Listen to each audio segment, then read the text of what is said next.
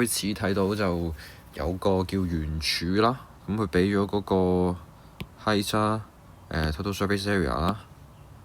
然後俾咗個球體嘅 radius 話係等同於上面嗰個 R 一樣啦，跟住再問 sphere 嗰個球體嘅 volume 啦。好啦，一開頭寫晒知嘅嘢先啦，即係例如 total surface area， 咁有啲咩呢？兩個圓形啦 ，pi r square 兩個，咁啊加埋嗰個側面面積啊，2πr h， 咁啊等於492個 π，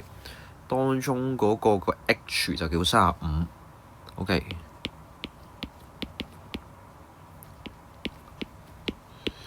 結果呢，我就係諗住整走晒所有 π 佢啦，變咗做 2r 二次加 70r 減492就等於0，